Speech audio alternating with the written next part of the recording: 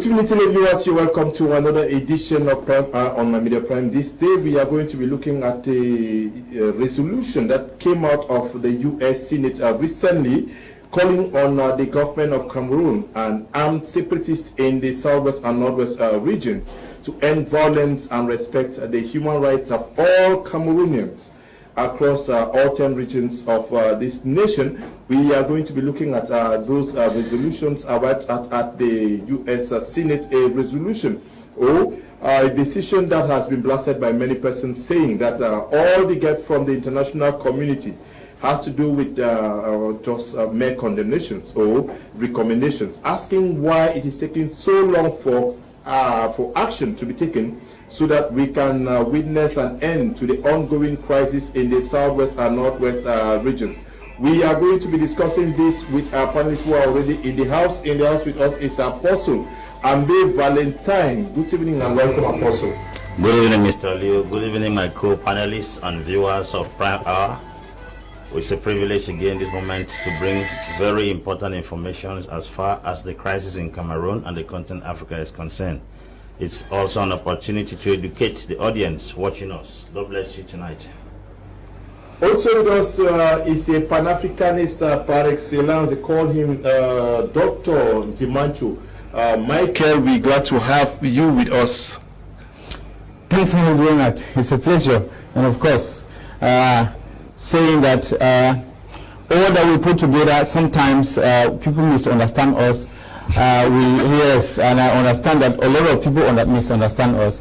What we want to put together is for a better Cameroon, for a better Africa, and for a better world. So let us put our ideas together and see how we can move this Cameroon will also much together. Thanks so much. Also with us all the way from Kumba, Chief Town of Kmer Division, is Mohamed Suleiman, a militant of the Social Democratic Front, who is one of the pioneer panelists of this program. We're glad to have him with us once again. Good evening and welcome.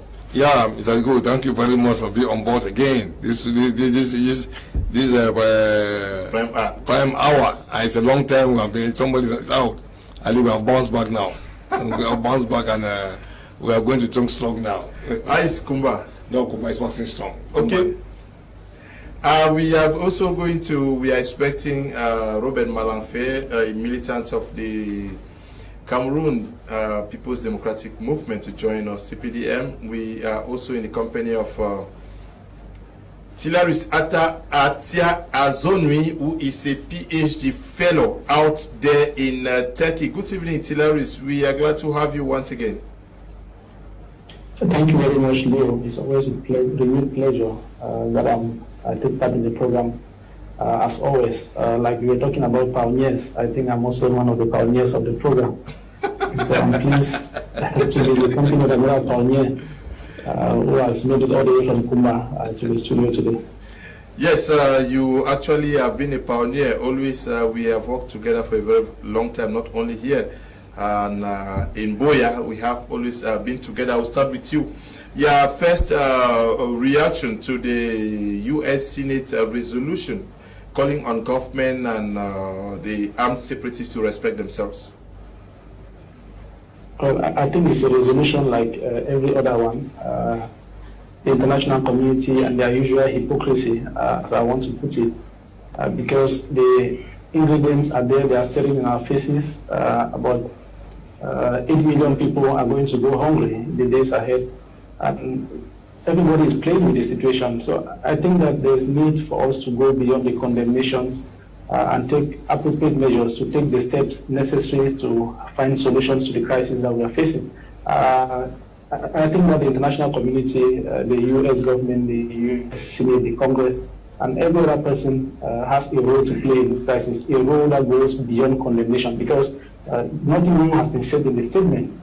They have simply acknowledged existing facts, the things that are happening on the ground. It is true that maybe the heinous crimes that have been committed recently by the separatists and also the violations that are attributed to government forces might have prompted the senators, the deputy senators of the U.S.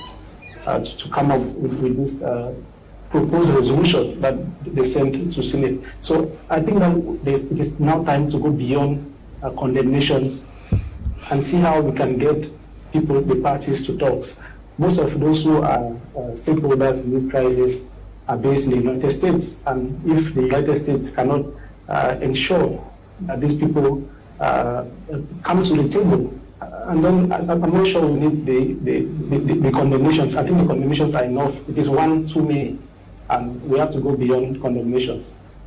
Okay, we have to go beyond condemnations. Your first reaction to this postulambe, Valentine Goa? Yes, when I went through the resolutions, something concerns the United States, I have a little bit of confidence, but when it concerns the United Nations, I have a question mark. Diplomacy is slow, but it is sure. That's one thing with diplomacy. Recently, a rebel who carried out a lot of genocide activities in Rwanda was arrested. Some months ago, another rebel that carried out a lot of atrocities in Congo Democratic was also arrested. It might be slow, but it is sure. You see, America is gradually penetrating this crisis in a very technical manner. On the 31st of October 2019, Donald Trump sanctioned Cameroon and kicked them out of AGOA. That is a glimpse of the glory that is approaching. Secondly, the House of Representatives also has been discussing, and the House Congress has been discussing extremely hard based on the international policy and the foreign policies of what is happening in Cameroon. If the Senate comes up now again to say they are calling on Cameroon government and the separatists to come to a position of ceasefire so that they can be able to settle the crisis, I think that diplomacy is gradually taking its full ground. And we should not forget that this resolution 292 of the American Senate is a very strong arm, that when the Congress, the US Senate, and the EU come together, they have the capacity to force the United Nations to step into this matter. So when these bodies begin to come together, it's only a clear sign that some good things are very close by. Because I can tell you with all sincerity and all confidence on this platform that when two couples are fighting, if they are unable to settle their crisis, that's when outsiders begin to come in. From the onset of this crisis, it's very clear that we Cameroonians cannot handle the crisis. That's why strangers are coming in. Strangers only come to settle scores in a home when the couples themselves are unable to manage the crisis. So when the US Senate begins to speak like that, it gives us a lot of confidence that some things are being done on the ground. Like I said earlier, diplomacy may be slow, but it is very, very sure. So I concur with the Senate of the United States, the resolution 292, and the effort they are trying to put together to make sure that the separatists and the government have a ceasefire. If not so, when these three bodies, like I mentioned, the EU, the US Senate, and the House of Representatives, they come under one banner, they can force the United Nations to take a decision that will end the crisis in Cameroon, because things are going out of hands. Every day people keep dying. The government keeps giving confidence that they're going to solve the crisis. Nothing is being taken care of. So I think the international community should add more effort to what they're already doing. And I'm very, very convinced and sure that things are going to get better as the days go by. Okay, we hope that things are going to get better. Mr. Suleiman, all the way from Kumba, they say conclude and uphold an immediate ceasefire. Why is it taking so long for a ceasefire to be respected in this conflict, knowing fully well that the United Nations Secretary General at the beginning of the COVID pandemic actually called on whosoever was involved in an armed conflict to down their weapons? Yeah, I think for me, international politics has a lot of things to do with interests. This crisis did not start today. It started 4 years ago. The European Union, the African Union, the Francophonie, the Commonwealth, the United Nations have all have documents concerning this problem, the origin of this problem, and yet we have only been hearing talk upon talk, no concrete action has been taken. People are dying. The genocide is taking place. Ethnic cleansing is taking place. Cameroonians are killing Cameroonians. Nobody is talking anything. They are only fortifying themselves. Military, army weapons are coming. Army trucks are coming. The Amber boys are being armed. You see, so the whole thing is people are dying. Look what happened in Bafut. What happened in Du. What happened in Bali. What happened in Kumba recently. Look what happened in Muyuka, where that girl was beheaded. I mean, this is outrageous. And the whole world is watching. Nobody is talking. They only condemn ends like that. This is not what we want in this country. Since we have failed to resolve this matter, dialogue has been called upon, the dialogue has failed, nothing has been achieved. Up to now, nothing has been achieved. The dialogue was just a wasted effort, an effort in futility. Nothing took place. Almost what we saw now again, they are only appointing regional delegates for decentralization, a minister for decentralization. I mean, things are just getting from bad to worse, complicated every day. And that is, it's on this premise that the United States now has said them, the Senate to come now and say, okay, let us now call these two guys to order. How do we call them to order? When they don't see each eyeball to eyeball. Everybody is claiming right. Nobody wants to really listen. The government wants to impose. The Amber boys are not ready to listen. So killing upon killing is going on. So I think when they say these people should reason on both sides now, reasoning on both sides means they have to come back on the drawing board. So that dialogue, I mean, Shakespeare told us that the pen is mightier than the sword. That's reasoning. We have to reason, we have to discuss, we have to dialogue, we have to understand our problem, the origin of the problem, and resolve it amicably. But that is the point of contention now. Nobody is ready to sit down and talk those issues. Nobody. The government is there fortifying its defenses, coming out with wonderful things. Amber boys are there to fortify their defenses. So for us to come and to follow what the U.S. Senate have said under Resolution 292, that both parties must come to compromise through dialogue and discussion, is something that will take a long time, because this government now is not ready to listen to any external body. The way they have embarked on their policy of decentralization, on their policy of regional council and what have you, against the wishes of the people, I think it will be it's impossible, it's very difficult for any dialogue to come and resolve this matter. Blood has been shed, Cameroonians have been killing Cameroonians, and nobody is talking. It's going on unabated. So meanwhile, while we congratulate the American Senate for saying that people should go for dialogue and discussion, at the same time, what is happening on the ground is a wasted effort. It's an effort in futility. Okay, it's a wasted effort and an effort in futility, like you say.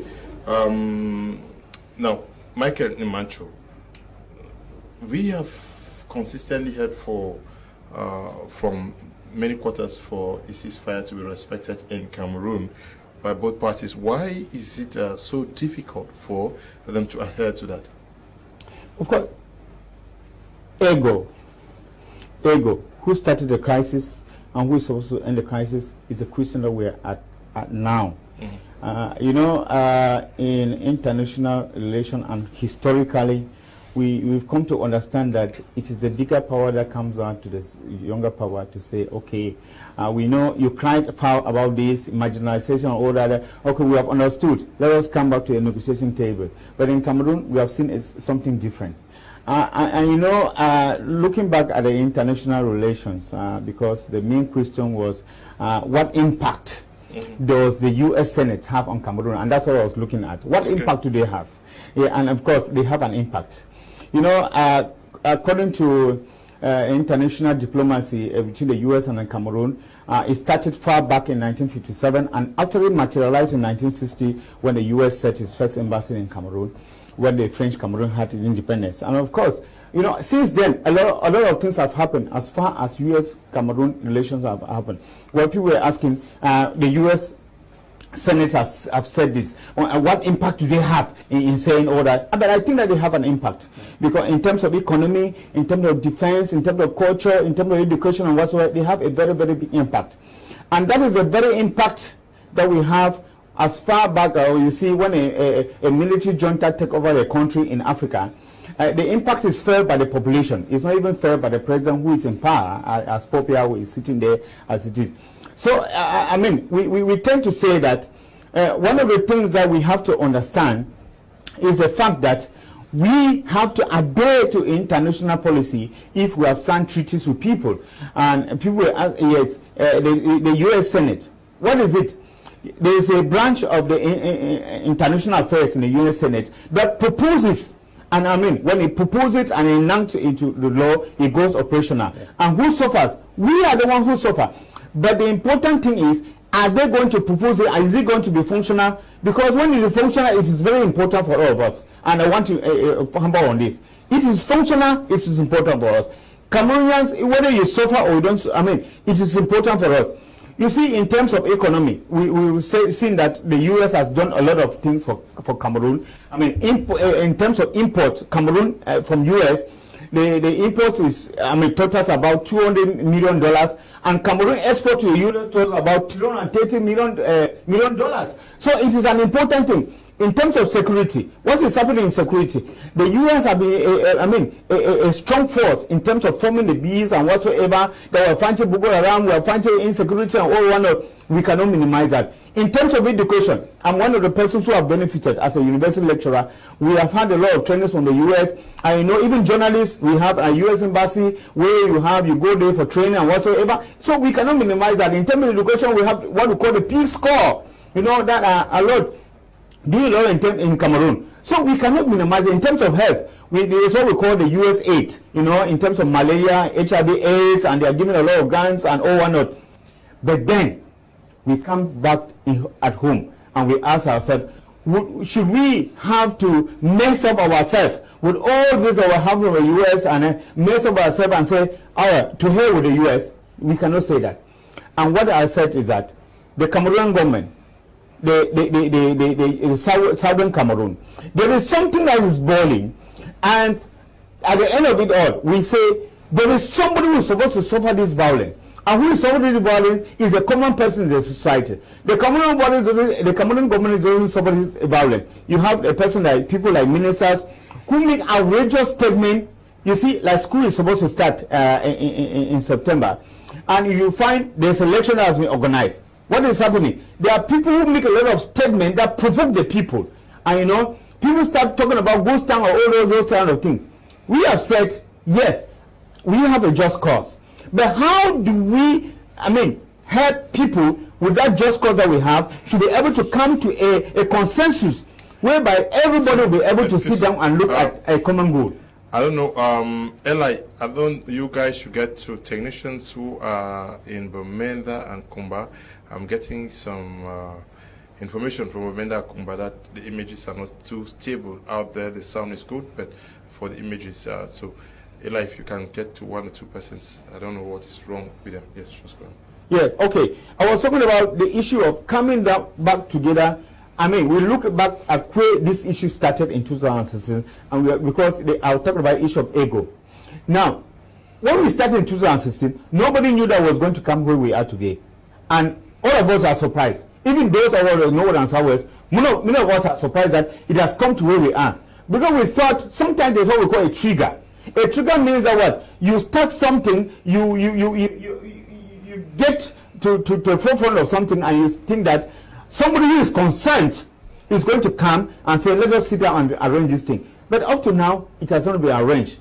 And then what happened is that you keep on criticizing the opposing party, and then you're leaving your own side. You don't want to say exactly what you think that should be the solution. Okay. We think the solution should be that we should come back together as brothers and sisters.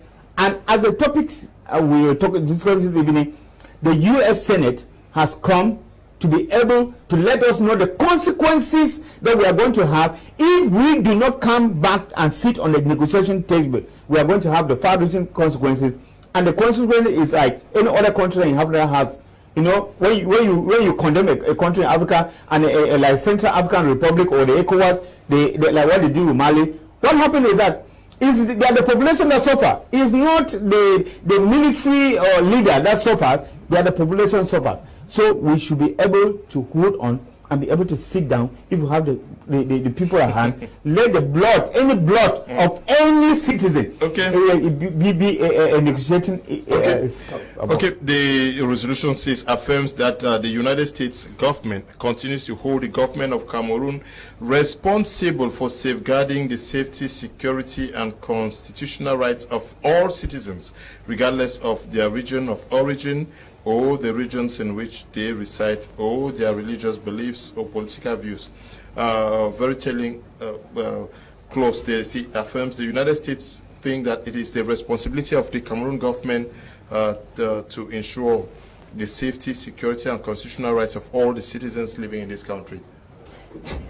Good morning, good evening, dear viewers. Good evening to my co-panelists. You see, the American government recognized the sovereignty of Cameroon, and Cameroon has a relationship with all other countries and all countries in the world. The world now is a global village, which everybody influences everybody. Now, it is not because of the outing of the American Senate that we should really be talking much more, because this crisis has gone forward a lot. The destruction, everybody is affected. No matter your party, if you're in Douala, most people can't go back home because of this crisis. And so I would like to draw us back to this one of the speech of the head of state, President Paul Biya, when he said, it is time for us to forgive and move ahead.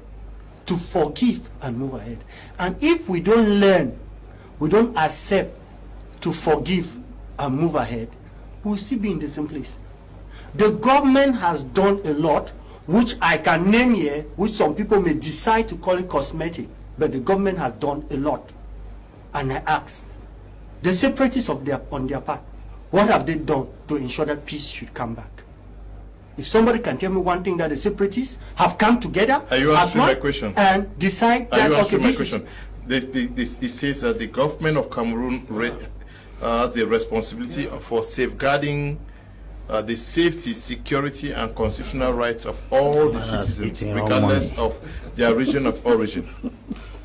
All right. Firstly, as I said when you asked your question, one, America recognized the sovereign nation of the country.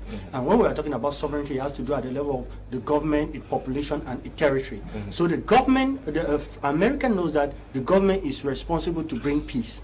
Everybody, and that is what it is clear. On the part of the government, then I want Ford to explain. Okay. On the part of the government has been doing, that is what the government have done. On the part of our own, the separatist brother, what have they done? And now, when we are talking about the fact that to bring this solution, this problem to an end, is for us to look eyeball to eyeball and accept reality. And the head of state went further with humility to talk with Cameroonians, humbly said, it is time for us to forgive each other and move ahead. Okay. We recognize certain mistakes, but it is time to move ahead. So let all of us accept peace and move ahead to reconstruct our country. Good evening to you, Mick Mill, who is watching us through the social media, to you, Avril Awad Nego, and to you, Faith Molwa Joseph No Beat. Good evening to you, Mota Pinda Logrand, the big musician. We are glad to know that you're watching us. Good evening to you. And to you, Njacha Inyanga, Morian Egbe, good evening to you. Fosung Lodrika, good evening to you. Godi New Kenye, who is always there. Paul Tabugo, good evening to you. El Menzi El, and to you, Titse Mbombi, good evening to you. Kweche Emmanuel, and Entril F, we are glad to know that you guys are all watching. Good evening to you, and we also are very happy that you are participating in the discussions. We can read all the deliberations that you guys are engaging in on social media. Mr. Suleiman, the U.S. Senate is urging the Cameroon government to initiate a credible, inclusive, good faith effort to end the armed conflict in the northwest and southwest regions of Cameroon by addressing the root causes of the crisis and grievances and seeking non-violent solutions to resolve the conflict, including possibly involving an independent mediator in negotiations. Yeah, I think let me go direct to your question. What are the root causes of the crisis? That's a basic fundamental question. What are the root causes of the crisis? One, it started with the consortium. The consortium gave their conditions. Education. It started with education. From there, the lawyers came in, and from there, the team went hellwire. Now, the conditions started coming. People start asking, they want some say they want federalism, so they want total separation. I mean, it started coming away. So let us go back to the drawing boards. Let us go back to the historical background of this country. How did we come together? What were the preconditions that brought us together? Were they genuine or they were not genuine? Has it been fulfilled? Has it been contradicted? Has it been there? Has it been dumped? New invasions have come. New invasion has come to separate the country or to destabilize the country. These are some of the basic fundamental questions we are supposed to ask ourselves. And that is the cronies of the matter we are facing in this country today. Because people want changes. People are tired of a system which is inimical to growth and development. People want a system that they will participate in the system that will determine their future in their various regions. They called for dialogue. The chiefs of the Northwest and Southwest came together, delegates came, they said they want federalism.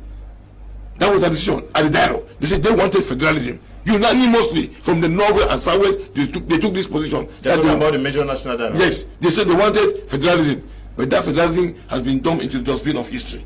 Now, what we see and we are seeing now, instead we saw a minister of decentralization was appointed, we saw regional delegates for decentralization being appointed. So, in contradiction, in confusion and discrepancies in what the delegates from the Northwest and Southwest stood for. And this is the crux of the matter. Today we are seeing changes coming, cosmetic changes, window dressing, trying to appease people. This is not the cronies. Let us go back to the drawing boards. Let us go back. People want change. Let the sample opinion of Cameroonians. Do you want a structure? Now they have brought us a regional council, where some political parties say they are going to boycott. They will know a part of it. So if we want to make sure that we resolve this matter amicably with good conscience for the benefit of all Cameroonians, we have to go back to the drawing boards. And the American government, they have given their conditions. So what if this thing did not take place? What are the precautions? Okay. What are the precautions? Let me show it. What are the precautions? Ndonku Hardison. Good evening to you and to you, Agbo Gideon Wonjamboa. Watching us from Denmark. Good evening to you and Moses Clinton. Dembong Ernest Benkum Belinda Peter Emis and you Dr. Ako John Ako, good evening to you. Kiawung De Manus, good evening to you, and Cheterence Rodrigue Dekweta, and good evening to everybody following us. Tilaris Atia, do you understand when the U.S. Senate says that the government should initiate a credible, inclusive, good faith effort to end the armed conflict in the northwest and southwest regions of Cameroon by addressing the root causes of the crisis and grievances and seeking non-violent solutions to resolve the conflict, including possibly involving an independent mediator in negotiations? Yes, I understand very well what they mean, because government has not come to dialogue per se.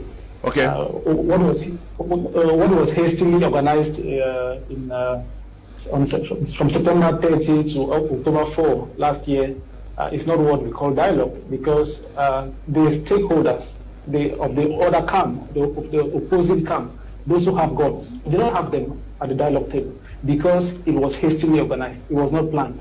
We did not have the consultations. And even those who were consulted, because we know for a fact, we saw pictures and others on social media that suggest that the likes of Senator Mbelamukichas were in the United States, the likes of Archbishop Nkea were in the United States, and they met activist Eric Tato and others. And we have not been told till this day what they discussed. So it means that something is lacking. Ever at the major national dialogue, we did not see their own opinion, their position, what they say they want. We had a kind of arrangement where you go into a hall, everything was ready-made. Apparently, even resolutions might have been prepared before then, because there were sub-commissions. You just had to fit somewhere. The plenary did not create the commissions. The commissions had been created before the dialogue even started. So it means that it seems to have been a cosmetic kind of arrangement. And I want to say that the state of Cameroon, based on the 1996 constitution, is yet to exist, because Article 1, sub 2 of the constitution says that Cameroon shall be a decentralized unitary state. And to this day, we are still struggling to put in place decentralization. So it means the state is yet to exist. So until the state exists before we can start talking about handling the root causes. You cannot handle the root causes when constitutional provisions have been violated for so many years and nobody seems to be worried about it. And all the blame, like the senators are saying that government should take action, government should see that dialogue takes place. All the blame goes to the head of state because it is the president of the republic who guarantees the sovereignty of the country.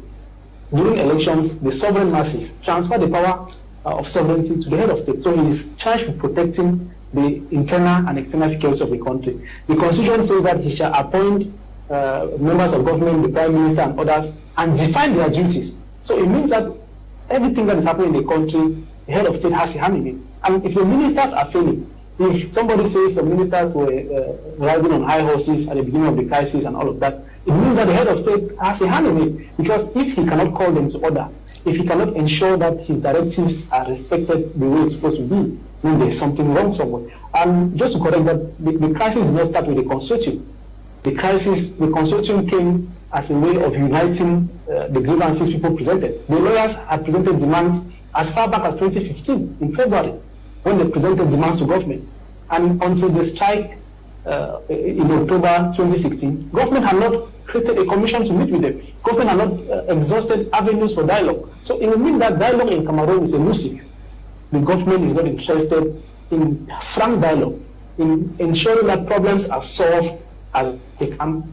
They want to postpone, they want to sweep under the carpet, and we cannot continue like this. But unfortunately, the international community has little they can do. The US senators have only proposed. They have no whip. There's no cane that you can use in the international system to beat a state that does not respect the prescriptions of the international community. The only political leverage that the international community has, being the United States, being the United Nations, is development aid and other bilateral programs. If the US, like last year, I think they suspended some form of aid to the military, citing human rights violations. They suspended Cameroon's adherence to the African to AGOA. So those are the only things that they can do, and it will appear that it has not affected Cameroon that much, because if Cameroon is here to heal, if Cameroon is here to even listen to the recommendations of the European Union Parliament, to the recommendations from the area forum that was held at the Security Council, the UN. So it will mean that nothing is ever going to bend this government unless the international community takes stricter measures.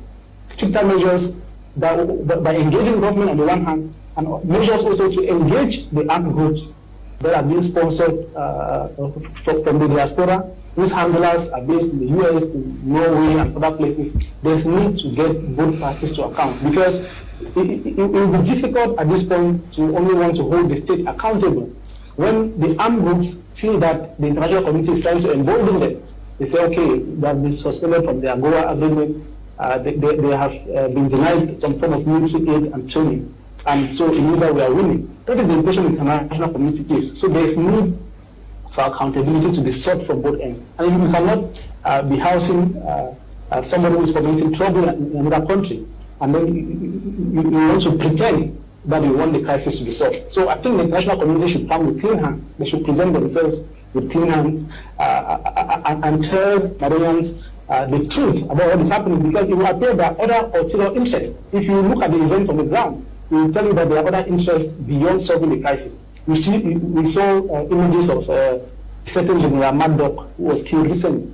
An operation that we do not have people being bullied, we do not have the military exerting unnecessary pressure on the population, and the person, the target, was killed. So it means that the military has the might, they have the possibility to put this crisis under check, but it is not being done. We have cases of isolated, they call it isolated torture, isolated excesses, but then there are one too many. We have so many of them. But if there are operations that are conducted, like the operation that killed General Maddock or whoever, that was peaceful and everything went well, then it means that the military has the might. So somebody somewhere is not doing their job to ensure that the crisis ends. Okay.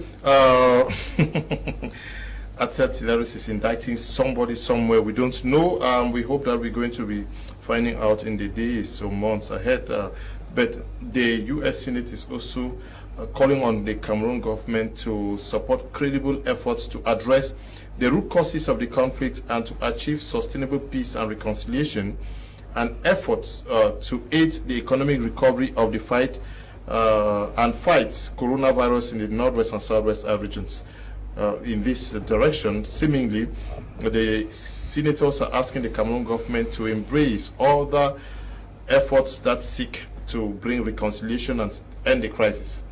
Yes, first and foremost, it's their basic responsibility to bring peace as far as the crisis is concerned, because they are the ones who are supposed to conserve everybody and bring them on a table to dialogue. Like what they did in 2019 was a cosmetic dialogue that they handled. That's the reason why the problem was not solved. Secondly, we have to also understand that when it comes to international diplomacy, people begin by condemning acts of terrorism. Then they move to the next stage by giving recommendations. And when recommendations are not respected, they will move now to sanctions. The section 7031 of the U.S. Constitution says that the Secretary of State has the capacity in his office to give embargo to foreigners from entering the country. Like one time, the Inspector General of the Gendarmerie of Cameroon was suspended and his entire family from entering the United States because the Secretary of State gave such an injunction. When people start giving recommendations and people are not respecting those recommendations, the next step that will go is actions. You can tell for how many years they follow up Omar el-Bashir in Sudan.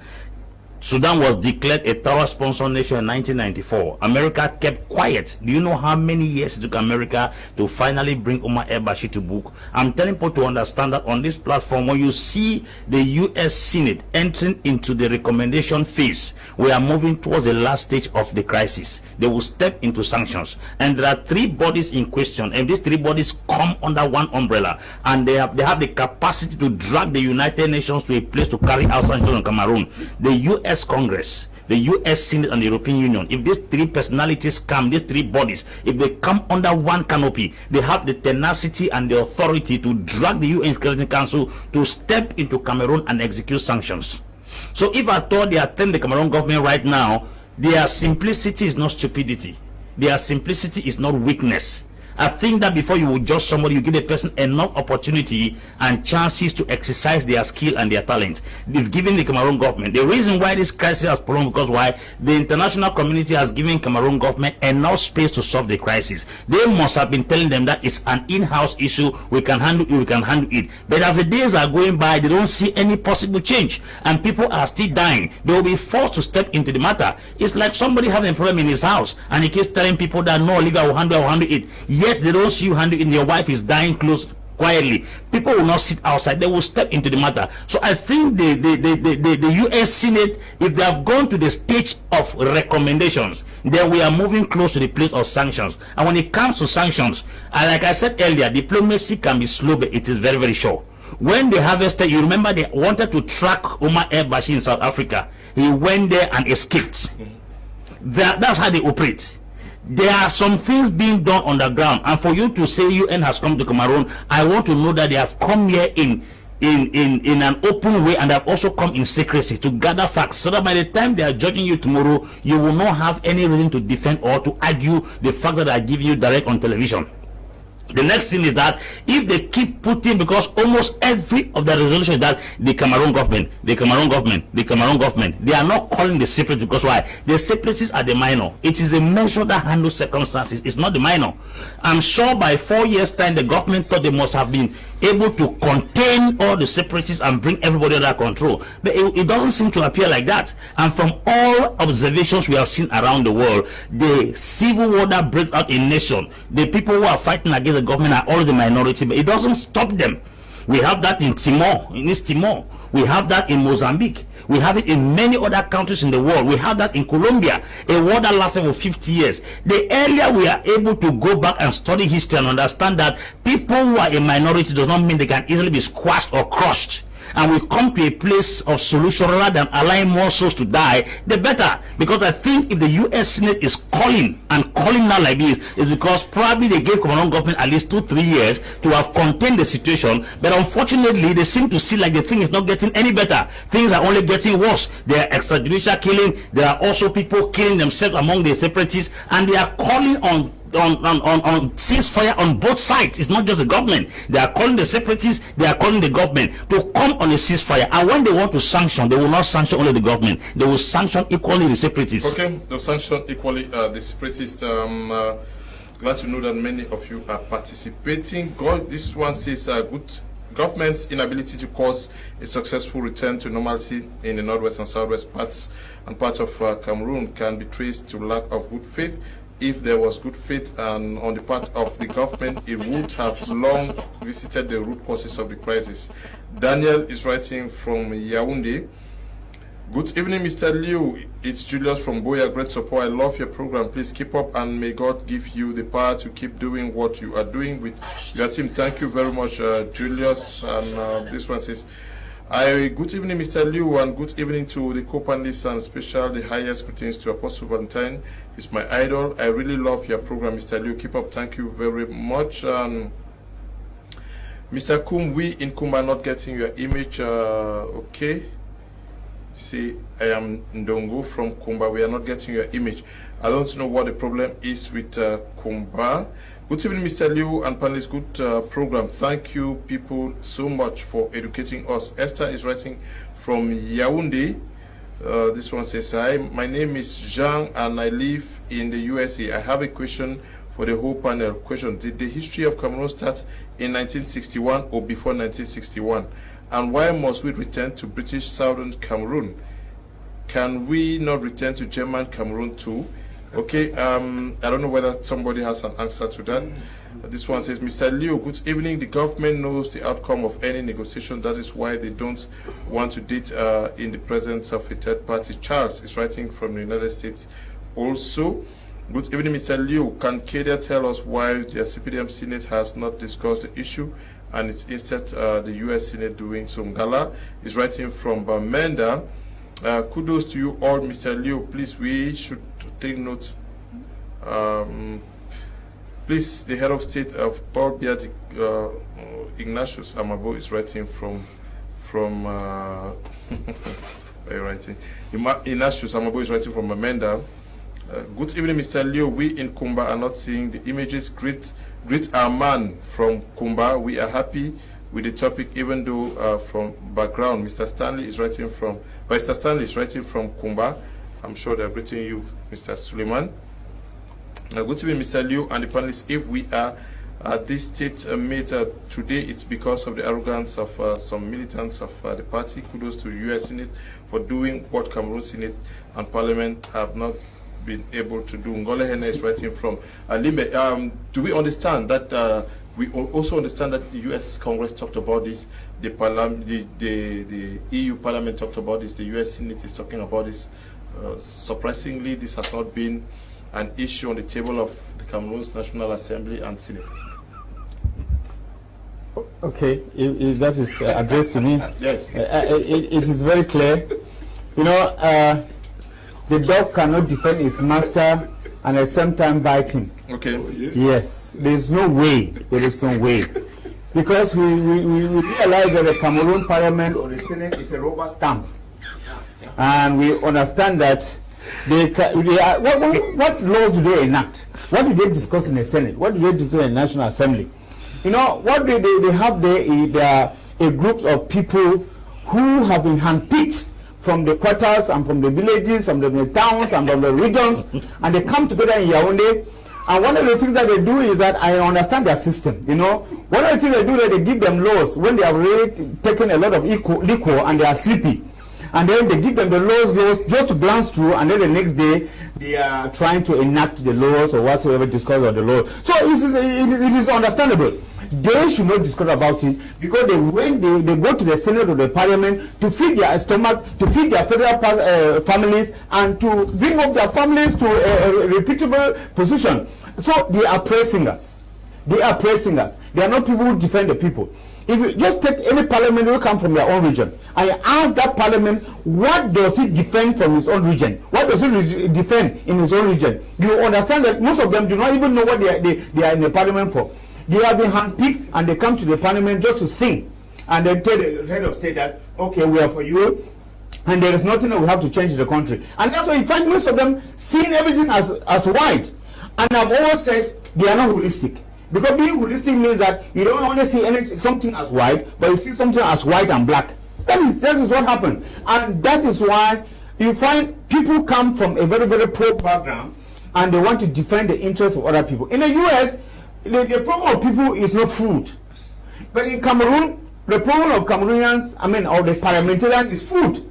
You know, the US is above that. It's like they are above that. They're not thinking about what they will eat the next day. They are thinking about how they can project the country in the next 10, 20, 50, 100 years. But the problem of Cameroon is how I can project my family in the next 2, 3 years. And they have very short term. They are very ephemeral in their way of thinking. They are not perennial. And that is where the problem is.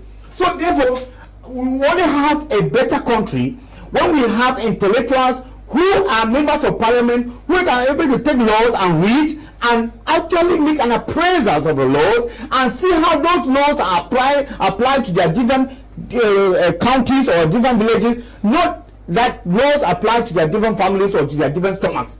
You know, the issue is the politics du ventre. You know, the politics of the stomach. People are thinking about what they will eat the next day. So it is an issue. We have to denounce that. And we have said, I'm happy that there is a CBDM militant on this platform. We should be able to denounce it and denounce very strongly and say that the problem is not about you thinking about how you are going to eat the next day or your family eating the next day, but the problem should be about the whole an entire village or entire constituency eating for the next 5 years. That is what we are looking for. When you look at the US Senate, nobody is thinking about what I'm going to have for my own constituency.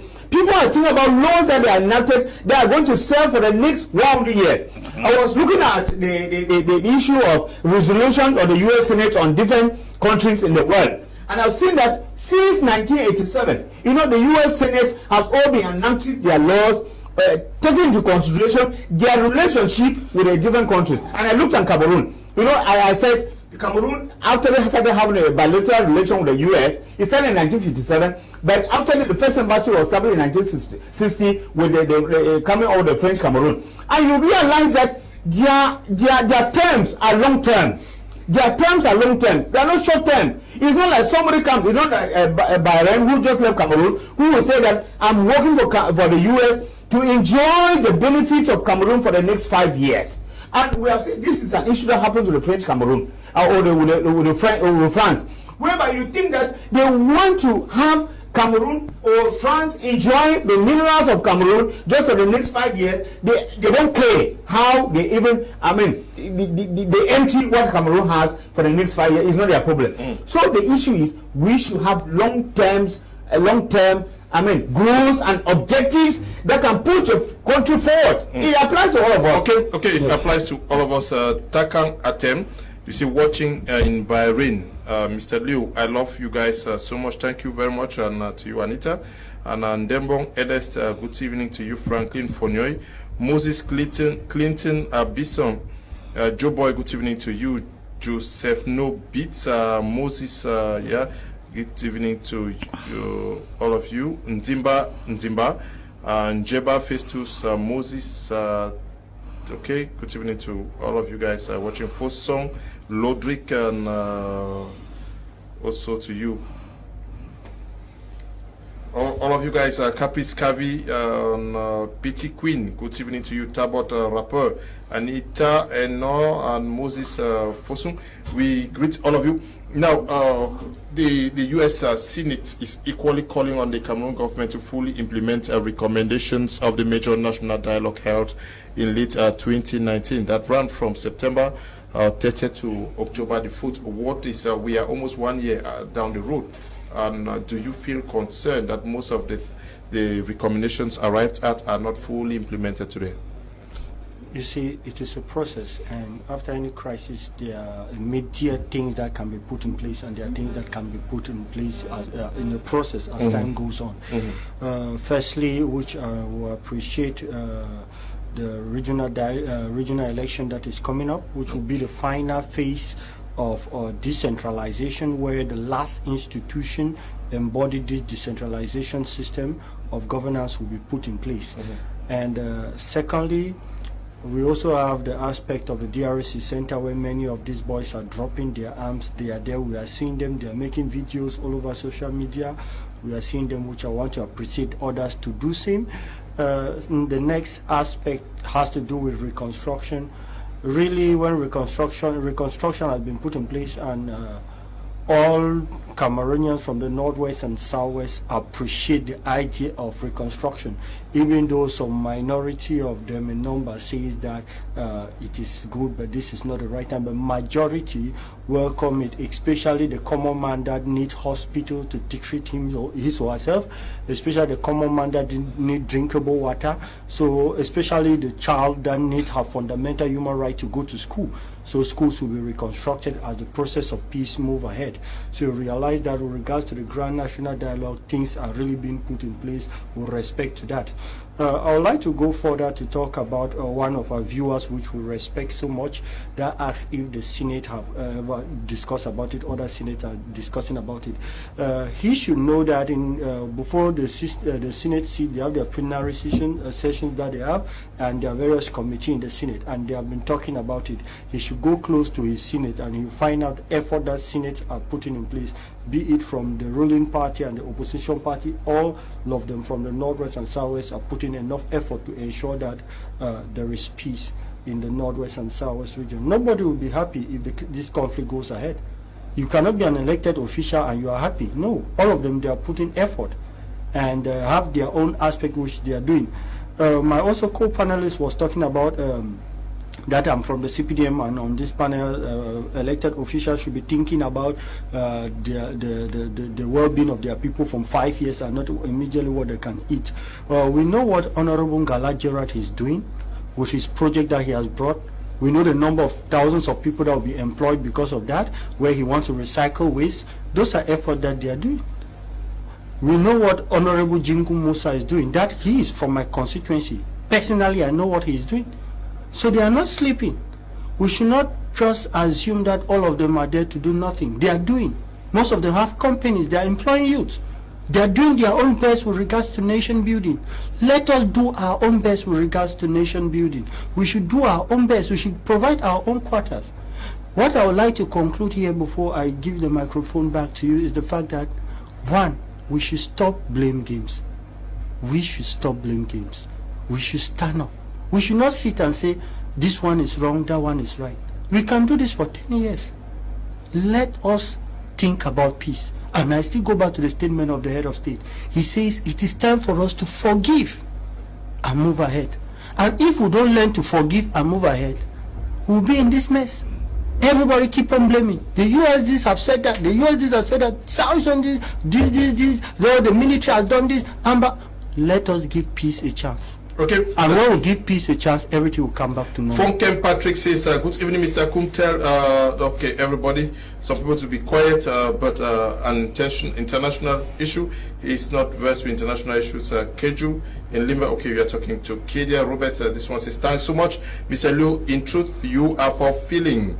You are calling for educating the common man. Bless you. Apostle NS is writing from Buya. Good evening, Mr. Liu. Nice program. Actually, Cameroon have never had a language problem nor cultural problem. The major and only problem now is identity problem. We are planning for emergence 2035, and in 2020, we don't even know the type of identity we are to take to 2035. Sebastian is writing from Boya. Good evening to you. This one says, good evening, Mr. Liu, and good evening to the co-panelists. I would really want Apostle Ambi Valentine to be there for the next program. He's a man of wisdom. May God continue to give you the strength to continue with this program, Mr. Liu. Long life, long live Prime R and my media Prime as a whole. Thank you very, very much. Greetings, Mr. Kum. I'm so glad for your wonderful program. It educates us over here so much. I extend my greetings to Apostle Ambi, and where is Dr. Nick, because these are people who really care about we, okay? Out country, they return back home. Mohammed writing from Morocco in Casablanca. Oh, my friend, good evening to you. Good evening to the panelists. I think this government have no plans to resolve this crisis. They have plans to provide 4,000 jobs in the south in the next few years, but yet they cannot revive CDC. or is CDC part of the reconstruction program? I'm writing from Mutengene. Good evening to you. Good evening, Mr. Kum, getting the sound but no images. By Massa Henry, writing from Kumba. Another complaint from Kumba. Ayuk, you're writing me from Kumba that you have images. I don't know what the problem is. Some people don't have images in Kumba. Ayuk, can you see into that? Good evening, Mr. from Robert Epeye, writing from Edinao. Good evening, it's Cyril. Good evening to you, Cyril. Can I comment about it? No, please, we don't have time. Mr. Suleiman, the U.S. Senate is saying that the government should release all political prisoners and journalists currently detained and immediately stop all arbitrary detention, torture, forced disappearances, deaths in custody, and inhumane prison conditions, and work with the United States law enforcement to thoroughly investigate and prosecute some of these abuses. Do you think that it is time to release all political prisoners? Yeah, I think number one, they should release all political prisoners. Number two, they should forgive all the Amazonian people abroad. Let there be forgiveness and pardoning, so that they can come back and contribute to the economic development of the country. The military should pack their bag and baggages and leave the northwest and southwest. The Amber Boys should lay down their arms. They should be reconstruction of the burned down villages. There should be reconstruction of burned down villages. But the fundamental thing is that all this thing we are talking is that when you go back, you will see that the government is doing one thing, changing the other. Commissions have been formed. Most of the commission has come. It has ended in deadlock. Final commission has come. It has ended in deadlock. All we see is the military coming, this and that. You see, the government has embarked on so many things, but to no avail. The bottom line is that the government is protecting the interests of France and the interests of itself in government. Because what we have in Cameroon today, we say we have democracy. The government is not. The government claims to be democratic, and the country claims to be democracy. But what we are having today is transactional democracy, where the president, his families, and his friends are ruling the country. That's what we have in this country now. That's what we have in this country now. So you can see that if America to directly intervene to any French colony, it's a problem. When you look at the history of Africa, you will see that French colonies, Europeans and Americans, they don't intervene directly because of the history of France. France lost the First World War. France lost the Second World War. France came to Africa was unpicking territories to build up with draconian conditionalities given to them before independence. So this America and the Europeans, they don't want to intervene directly into French colonies because they know what France is reaping from these colonies. They don't want to intervene. So I think you see what happened in Mali, what's happening in Mali, what happened in Central African Republic, what happened in Niger. France, America is not coming in. They left for France to solve this matter because they know the history that brought these countries together. France is reaping from Africa. So I think when we say we want this now and we need a new constitution. This country needs a new constitution. Because this constitution we're having now is really biased. It's supporting the government. It's only for the government. The government is only protecting interests. It's not protecting the interests of Cameroonians. We need a rigid constitution, not a flexible constitution. You see, that is killing us. Even this that the president has transferred signatures. It's a violation of the constitution. It's an undermine the constitution. There is no provision in the constitution saying the president should transfer signatures. The constitution talks about incapacitation. If he's incapacitated, he steps down, the next person takes over. But there's no provision where they say he has to transfer signatures. So we have a lot of problems. I'm sure we're going to have experts in constitution to explain what you're saying. But the U.S. Senate is not only writing to the Cameroon government, they're also writing to armed separatists. They say they want the armed separatist artilleries to engage peacefully with government officials to express grievances and engage in non-violent efforts to resolve the conflict, including participation in a credible and inclusive dialogue possibly involving an independent mediator? Yes, the blame once more goes again to government because government has not shown good faith enough. You cannot want to discuss with the separatist leaders, the leaders of the armed groups, and at the same time you are holding some of them in prison. And so those who are in detention have to be released as a show of good faith, as a show that those who are, wherever they find themselves, out of the country, if they come back to the country for discussions, they will be arrested. And that can only be done if every other person arrested because of the crisis is released. Because like President Biya said on the 10th of September, that it is time to forgive. It is time to forgive September last year. It's time to forgive and forget and move forward. So we cannot forgive and still keep people in prison. So those who are in detention should be released. Those who have been held in one police station or the other, those who have been sentenced to prison term everywhere, they should be pardoned. They should be pardoned because if somebody who has killed in the bushes is being forgiven, they are taken to the mobilization centers, and some of them are already in the communities. They are working, they have jobs. Why some law-abiding citizens don't have jobs? It's a problem for society. So everybody should be freed. Everybody who has had something in the crisis should be freed. When they are freed, they can now be free enough to negotiate. Because it is said people cannot negotiate in chains. And I think the government can do this. Government should not take piecemeal action. When we talk about government also, it's very tricky because the constitution that we have today is a constitution that was made for one man, the President of the Republic. You cannot have all the powers of the country concentrated in the hands of one person. Things don't move. So if the person is not there, nothing is happening. When you read from Articles 5 to Article 11 of the Constitution, you see everything is about the President of the Republic. He shall be guarantee sovereignty of the country.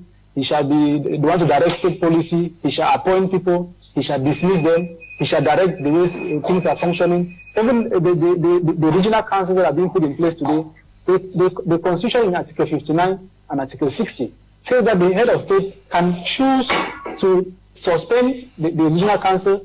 He can choose to dissolve the bureau of the regional councils if these people they carry out anti-constitutional activities, if they carry out activities that contravene public law and order. So who defines that something has gone above public law and order? Who defines that an action is a danger to state security? It is the President of the Republic. It is the people he appoints and decides and directs them on what to do. So at the end of the day, the dialogue that we want in this to solve this crisis is in the hands of the President of the Republic. And I think that he has not shown good faith enough, because if there is good faith, we will not be where we are. Those the likes of Sisiko, Ayuktabe, Mancho, BBC and others should be out. They should be free if we want to dialogue. You cannot be promising somebody who is abroad in their safety that they should come and discuss, when at the same time some other persons who had only presented grievances, who had said development was lacking, there was need for roads to be tarred, there was need for companies to be created to provide jobs for people, and they are in detention. And then you are promising some other person who is abroad, who has been sponsoring boys in the bushes to kill soldiers, to kill civilians, among other people, and you are promising them safety. So there should be general amnesty that should be granted. It should not be inferred. It should not be inferred that, okay, because the head of state has done this, it means that people have been forgiven. No, it should be clear. Things should be written in black and white so that everybody understands, everybody sees the measures. Today, the major national dialogue is 1 year old, and most of the resolutions are yet to be implemented. Lawyers are still kicking. They claim that French-speaking magistrates are still being posted to common law courts. That is not what the common law, the major national dialogue resolved at during the subcommittee for judiciary. That's not what they resolved.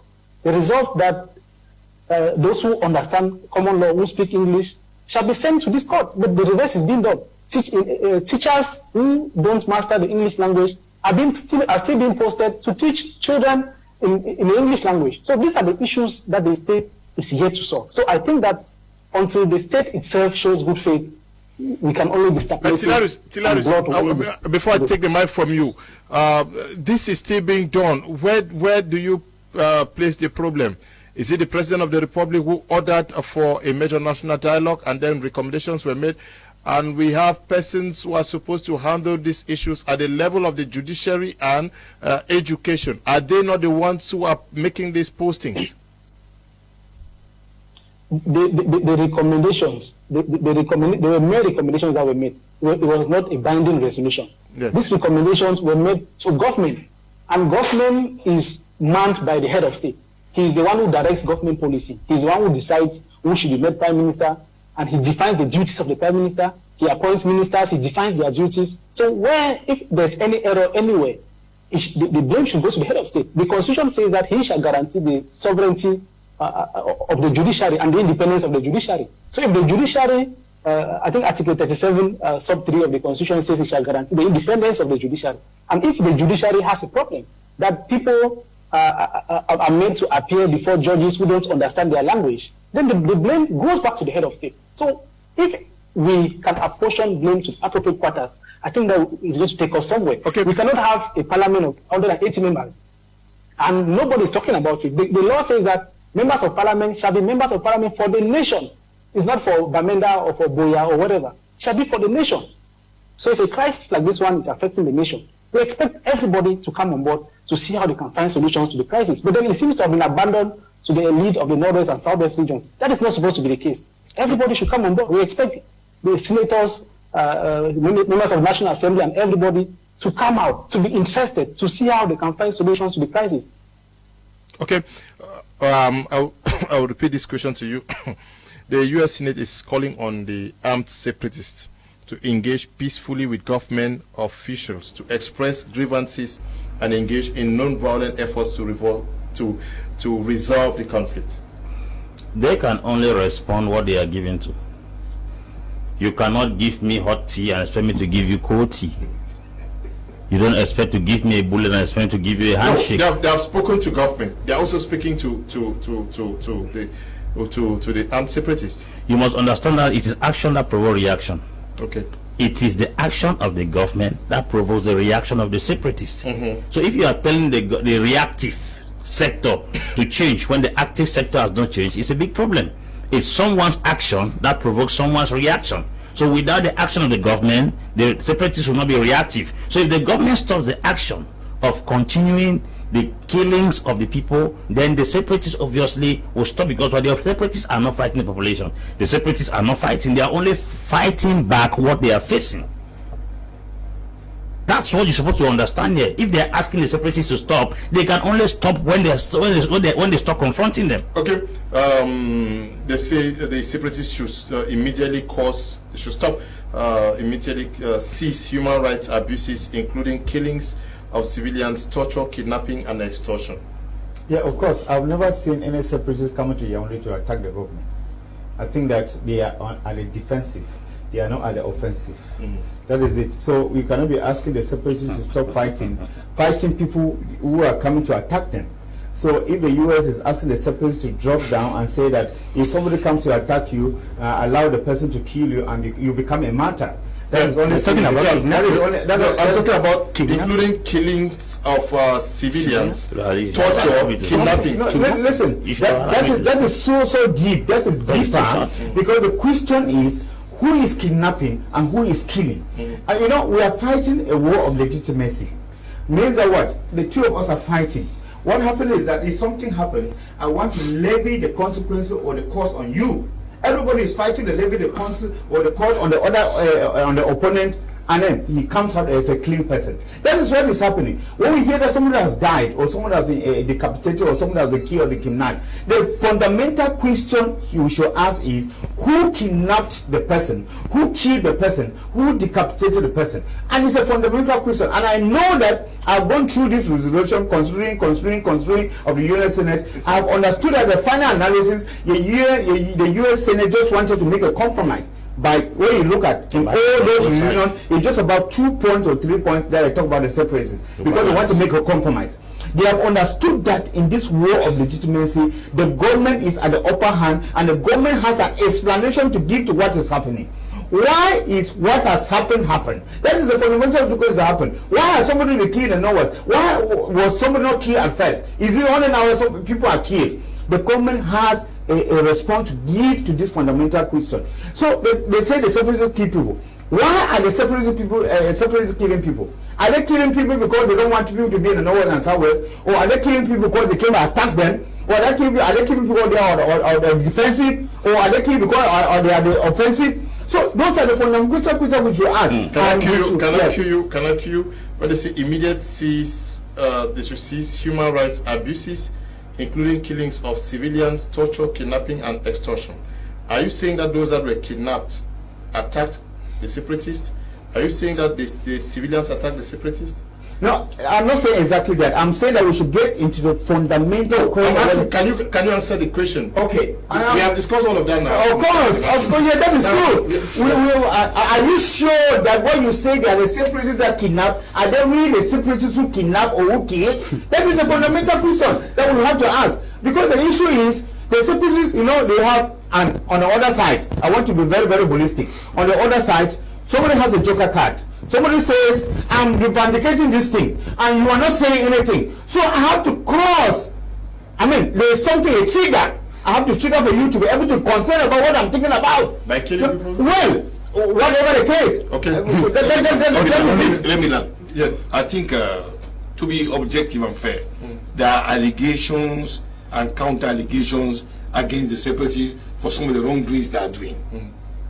One, intimidation, harassment, kidnapping and acting for ransom and bounties, and then extortion and killing, seizure of people's farm, harvesting in people's farm, cocoa and what have you. You see, then above all, decapitation. You see, you live in Kmer. Yeah, the Muslim people have suffered twice decapitation. They have decapitated the heads of 2 Muslim people in Kmer. 2 of their heads have been decapitated for allegation that they are black legs. They are black legs.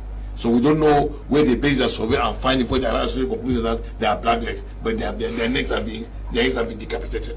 So you see, we don't know whether this struggle now, bandits, thieves, armed robbers have hijacked it, and they are committing atrocity to spoil the name of the separatists. We don't know this one. We don't know it. We don't know action that separatists accepted it in public. We don't know. So I think it has to be investigated. Are there some hoodlums who have come into it with bad intention to tarnish the image of the separatists? And other solution is that those people in the diaspora should be contacted. People like Choayaba, Tato, and what a few, Sakwa, and the rest. Let them too. If we have to stick by what the U.S. Senate have said, they should have to tamper justice with mercy. Let them look things from an objective point of view. Should we give room for dialogue? Should we give room for discussion? Can we talk to one another so that we can resolve this matter amicably rather than canvassing for resources, money, sending to separatists to buy arms and what have you. So these things, there are so many complicated issues. So if people are accusing the separatists of wrongdoing, maybe some people have infiltrated it, masterminded from different quarters to tarnish the image of the separatists. Exactly that. Okay. Let me come into this. There are many rights, but there are rights that are known as fundamental rights. Those are rights that are inalienable. And when it is taken from someone, whosoever does that should be condemned. We are talking about kidnapping. We are talking about torture. We are talking about those cutting people's hands. We know those people in the diaspora that have come out to say hands of children should be chopped off. Maybe some of our children's hands have not been chopped off. We know some of them that have come out plainly. We know their names. We should not be hypocritic. They say hands of children should be chopped off. We know some of them that say that those going to CDCs, their hands should be cut off. We know them. And it is against human rights. We should denounce it. We should not be talking about we should investigate if actually they did it or not. They have come in videos. They have said it in videos that they gave these orders. We should be open. That's why I earlier said we are supposed to forgive, forget and move ahead. And by so doing, we should be able to say the truth. We know what they are doing. So we should not come, even if whatsoever reason, these are acts that is supposed to be condemned. And if this act is being done by a military, I will condemn it. And I condemn everything from any side. We should be honest to build our country. I'm still very young. We are youth. We have a lot in this country. So we should say the truth. We should not come here and bubble over fundamental rights that have been violated. I will jump across them and say, who did this, who did this? When we know leaders that have come out plain to say that they ordered for this. The guy that was killed in Morocco, we saw the interview with the guy that did it. And we know he said who sent him. We know all these things. When he was asked, he said, meet by this person is my direct boss. We saw all these things. Then we come here, we don't want to say the truth. We should say the truth and build our country. Who are they? Please, I'm representing. Please, I'm the passive. Those their hands will be chopped off. Who are you referring to? Their hands will be chopped off by who? Mr. Michael, you spoke. What did they are standing for who? No, you spoke and nobody just learned. All right. One of our viewers who are respected so much, when he sent a message, it disturbed me a lot. He went further to ask, why are we talking about Southern Cameroon? Why are we not talking about German Cameroon? In 1884, we were annexed by Germany. We were all one. We lived together. And because of the war, we were separated. And now we are killing ourselves because of colonialism. We are killing ourselves because of the white man. Does the white man respect us? All this thing you are fighting about the educational system, it's about the white man. Somebody said that the problem is about identity, it's about the West. That's a positive. We are supposed, that's why I said we should forgive others and build our country. I beg especially the youth. Forgiveness, please, we should stand up. This nation belongs to us. Everybody above 36 is an adult. They are no longer youth. Let us build our country. Okay, let us build our country. Tilaris Atia, the U.S. Senate is calling on the armed separatists for the to immediately end the school boycott in the northwest and southwest regions, and attacks on schools, teachers, and education officials, and allow for the safe return of all students to classes. Yes, as a show of good faith, those who claim that they want to build a new nation, what they call Ambazonia, I'm not sure we're going to have illiterates in that kind of country. People will have to go to school. People have to study. And most of them who are abroad and instigating people in the bushes not to send, to ensure that schools don't proceed, don't resume. They got education from this country for free. They went to university, they paid just 50,000 for registration, and they studied, and they have not taken other degrees. We know most of them. They have not gone back to school. And they are satisfied with the education they got. They have jobs abroad, they are working, they are earning a living. So they cannot claim that the education that is being given to the children is like a kind of education. Mathematics is universal. When they tell you 1 + 1 is 2, it is universal everywhere. When they tell you CAT is cat, it is universal. I don't know how it translates to la Republican of education. So schools, hospitals, markets, these are no-go zones. If they claim to be respecting the Geneva Conventions on War as armed groups, they should know where to have their limits. They should know where to engage. You cannot go and engage non-military facilities. You cannot go to the market and kill people. You cannot go to and stop schools. You cannot go to churches and attack. We saw some of the civil churches in Muyuka. We've seen them operating from schools. Human Rights Watch has provided pictures and videos and images of armed groups operating from schools, from hospitals, and everywhere. It is wrong. And I think that the handlers who are abroad have to educate the boys. They have to be educated. Because, for example, you cannot pick up arms because government has not given you jobs, because government has refused to develop a portion of the country. And at the end of the day, you are using those same guns to further destroy the country, to burn the few schools that we have, to destroy the few roads that we have, to burn the hospitals, to burn palaces. Some of them have taken over crowns. They call themselves kings and whatever titles they've given to themselves. I think we have destroyed even the little that we had. And there's time for the thing. We have to go back to the drawing board. We have to go back and ask ourselves, the crisis started when lawyers presented grievances that they need common law to be protected. Common law was supposed to be protected for education. We were supposed to open a law school in Boya, in Bamenda, to train the children, so and to become lawyers who can man our courts in the Anglo-Saxon system. So if you are banning schools, that's people should not go to school.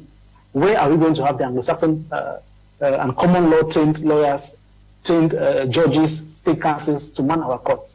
If The crisis started because teachers presented grievances.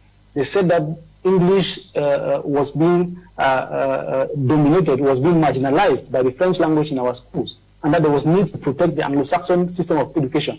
And today, we have armed men who are taking up arms, claiming to support the teachers' struggle, going after teachers, kidnapping teachers, beheading teachers, chopping the fingers of students, killing some of them, and burning down schools, kidnapping hundreds of students from schools. I think that it has gone overboard. It has shown that something else is happening. People are now pursuing other interests other than the interests that teachers stood for in 2016, 2017, other than the interest of what lawyers stood for. So it is time for the handlers abroad to have a rethink, because their children are going to school. But the children of the poor masses, the people in the villages, those whose only way of achieving success in this life is through education. It is only through education that the son of a poor man and the son of a rich man can sit at the same level and interact. When you go to the University of Buea, there is no desk for rich people, there is no desk for poor people. There is no amphitheater for poor, there is no amphitheater for rich. The rich man's child and the poor man's child, they interact together. So it is through education. It's education that bridges the gap that we have in society. So at no point should education be used as a target for any to achieve any political gain whatsoever. Because if in the next 20, 30 years, assuming that nobody goes to school, then we are going to have a nation of illiterates, and people who don't go to school become armed bandits. They cannot explore their potentials. Those who want to be what they want to be cannot be, because they do not go to school. So the armed groups have proven to the international community and every other person that they don't know what they are fighting for anymore.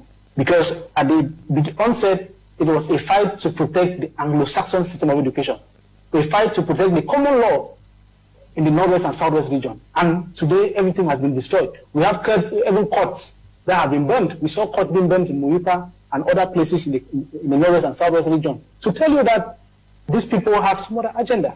And the head of state should show good faith by seeing to it that this crisis is solved, that the demands that the teachers made are attended to, the demands of the lawyers are attended to, and the demands of the local masses, the likes of Mancho BBC, who stood in a courtroom and talk about development should be taken to these people, or at least a plan, a sustainable plan is shown to the masses that this is how we intend to do it, this is how we intend to do it. So the population can be appeased, and they'll be the ones to fish out the criminals who are hiding among them, the people who are trying to destroy even the little in terms of development that we have in the northwest and southwest regions. I think that nobody should tolerate this. The masses should take their destiny into their hands, because we cannot be in a community where we don't have hospitals, and even a few health centers are being destroyed.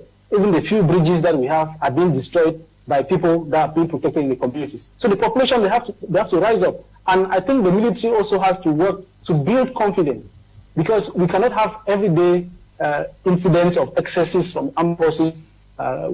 Civilians are being killed, they are being tortured, when the military is supposed to be professional. We cannot be comparing a professional army to a group of armed men who are high on weed and other kinds of drugs. Okay, Tilaris Atia, thank you for your intervention from Tekidem. Now, but the United States is also asking separatists to immediately release all kidnapped, detained civilians in their custody.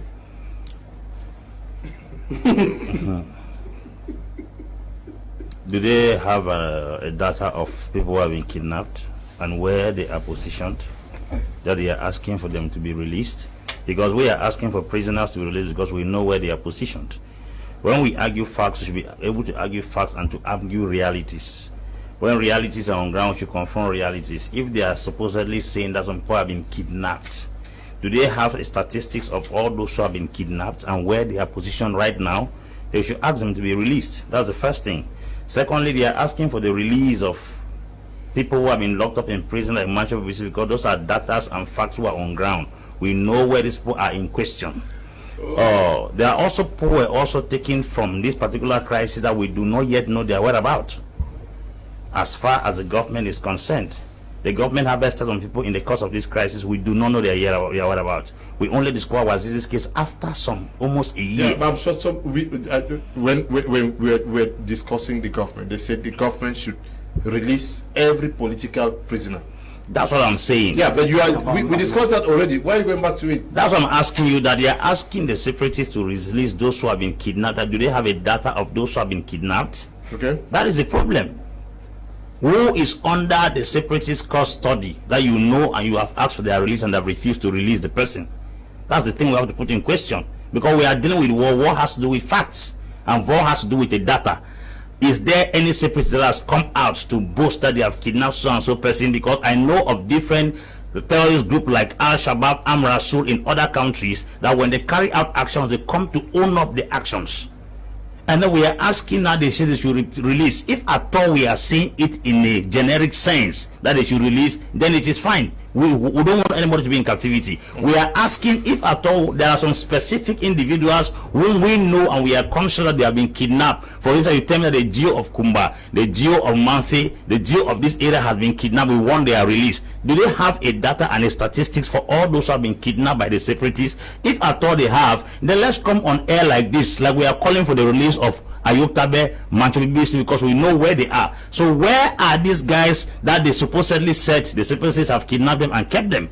And now they should tell us where they are so that we can stand on television to keep a balance of this argument that those of you who are in Meme, you kidnap the delegate of so and so, so bring the person out. You who is in Kumba, you who is in Bamenda, you who is in Levi Alem, you who kidnap so and so person, bring the person out. Because we should not be talking in a war front with illusions or imaginations. We should talk with and we don't know where he is. a deal without any name, without any region, without any was kidnapped. Good. You are saying the Joe of Batibo was kidnapped. That is very clear term. We'll call upon the separatists who have kept him to bring the deal out. We are not saying that they should keep people, because when we talk about people who have been kidnapped, it's a general statement. We should be able to address specifically who has been kidnapped and where is the person. Then let's do a proportion or a ratio. Those who are in prison yards and all those who have been kidnapped by the separatists, let's balance on both sides. And some people also who have supernaturally disappeared from the society and only found them later on when they were already corpses. Let us have a balance. We are dealing with war. If there's anybody that has been kidnapped by the separatists, they should release the person. Nobody is asking them to keep the people under their custody. Because whether they keep the person there or they release the person there, they have nothing to gain in return. We are here to condemn every act carried by the separatists because we do not support their acts.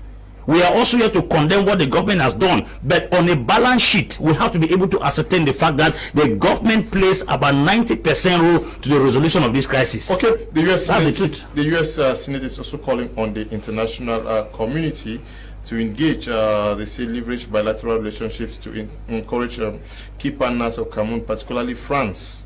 They single out France to help foster a peaceful resolution to the crisis in the northwest and southwest regions of Cameroon and implement a mutually agreed upon program to address long-standing grievances and marginalization. Of course, France, who is the Joker card, is a colonial master.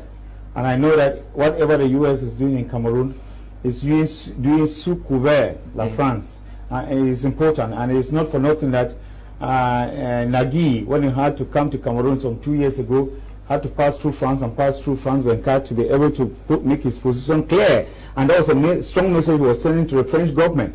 And we are saying that we cannot continue to reap and harvest from the people who are suffering. If Cameroon has become an agricultural land, let them fertilize that agricultural land so that they should have green grass and the produce should be good. We should not continue to harvest for a land that is not sustainable. And I keep on talking about that. And I think that too, the U.S. is very strategic because he is talking about France according to the bilateral relations or the economic cooperation, military cooperation, educational cooperation, cultural cooperation that France has with Cameroon. And he knows that if France cuts that cooperation that it has with Cameroon and it forces Cameroon to adhere to international norms in solving the Anglophone crisis, France is going to do that but there's no way. And the U.S. is already saying, the Senate is already saying, because it has a mandate, the U.S. president only nominates, but the Senate appoints.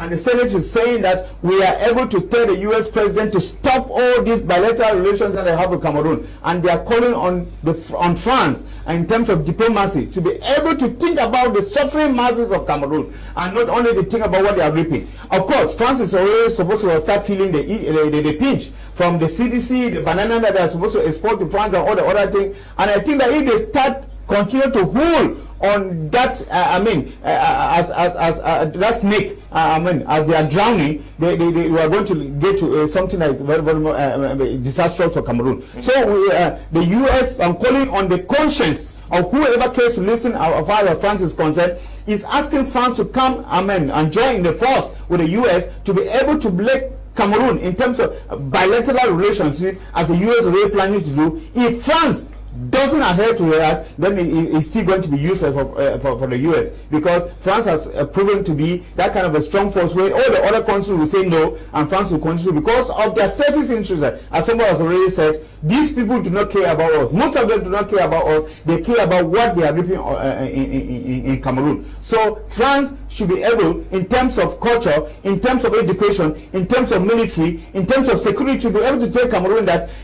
nothing is going well for Cameroon. I don't think that France's relation with Cameroon is just about the French Cameroon. It's also about the Anglophone Cameroon. It's also about the Southern Cameroon. And therefore they cannot pretend to say that everything is okay. So the U.S. is appealing to them. It's appealing to the French diplomacy as far as Cameroon is concerned to tell them that please, let us come together because people are dying. And one more drop of blood is going to cause much more harm as far as the relation is concerned. Yeah, to add more on that, France is the problem.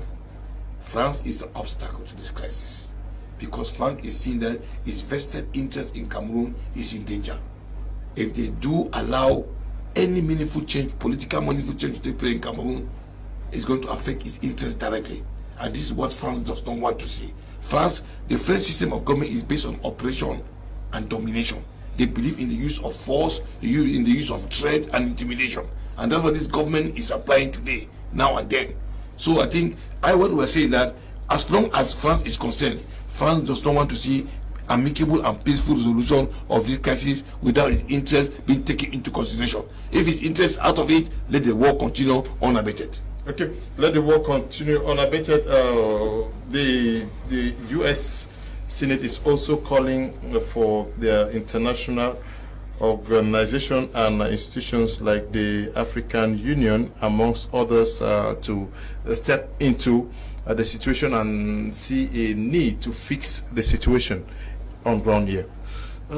These organizations, they have come here and they have are out to support the government. Francophonie has been here, head of Francophonie, head of the United Nations, head of Commonwealth. All of them have been here to give their own view regards to building nation and to bring this crisis to an end.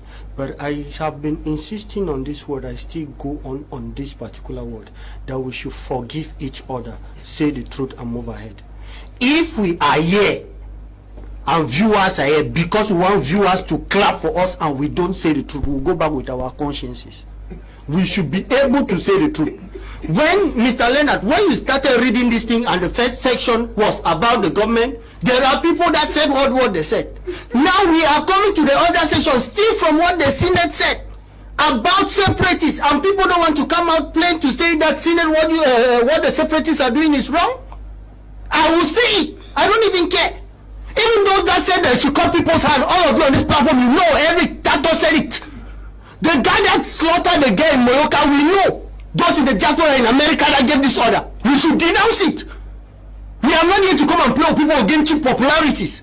We should say it and denounce it. We know people that have been kidnapped by these separatists. If the US Senate is saying it, we want to pretend as if we don't know, but there are things that are said about the government, we want to accept it. We should be honest. That is nation building.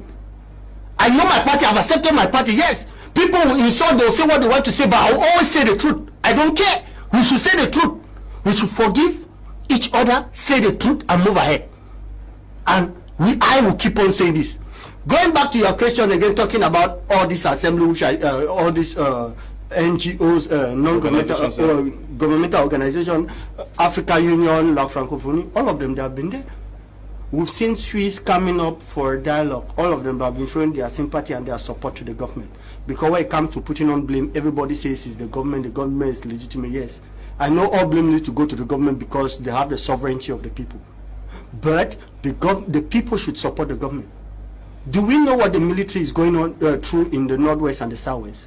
They are there to protect the integrity of the state. They are there to protect people and their properties. And when we talk about people, we mean civilians and even the separatist fighter. That is why they have authorization to neutralize them, not to kill them. They kill them based on self-defense. That is what the military is doing. So when they are there, it's frustrating. You are there to protect somebody that sees you in another way. We should be able to say all these things. We should be able to support the government. Then we tell our brothers, they are our brothers. We are all Cameroonians. Whether you call yourself an ambassador or whatsoever, you are a Cameroonian. And you go on top, you stay in America, you come back in Cameroon and we'll solve this problem. So all of us, let us first of all forgive each other. Then we'll look for the way forward. We should not be caressing each other. We should say the things the way they are, if we really want peace. And I'm begging youth, I still say it, those of us less than 33 years, the people above 36 years have made their life.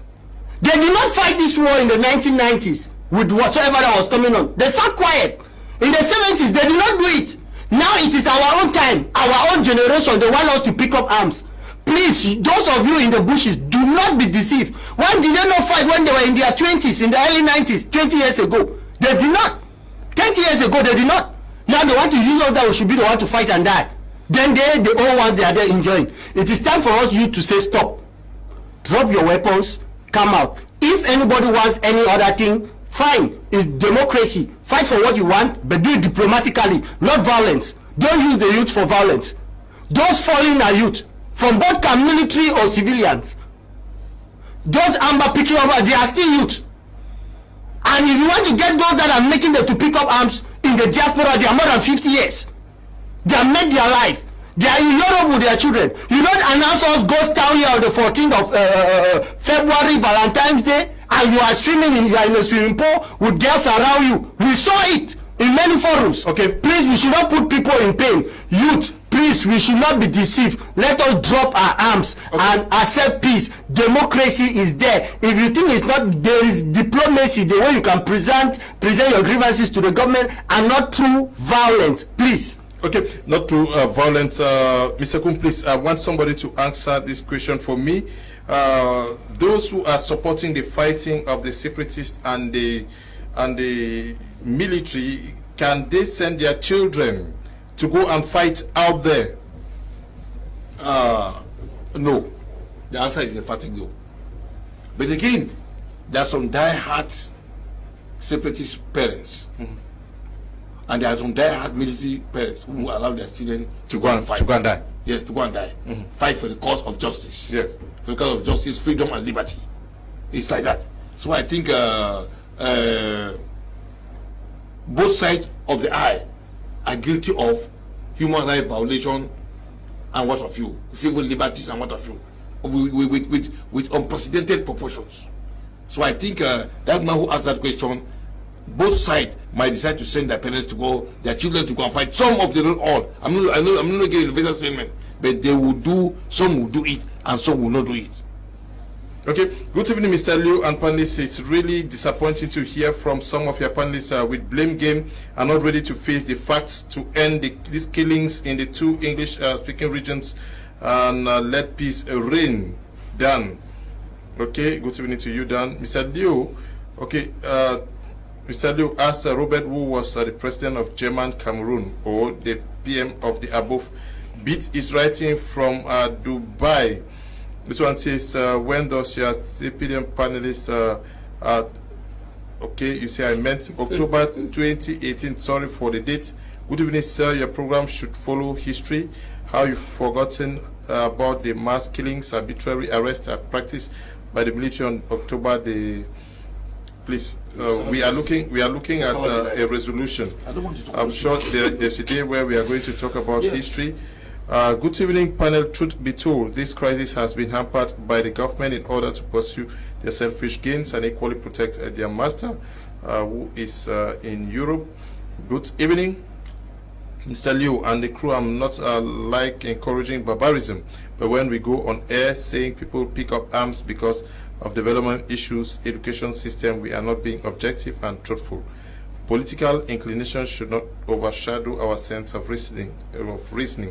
Pius is writing from Doualaya. Atia Tilaris, I will come back to you. The U.S. Senate is calling for a joint in a strategic collective, international community to join in a strategic collective effort to pressure the government of Cameroon and separatist armed groups, including through the use of available diplomatic and punitive tools. What are they talking about here?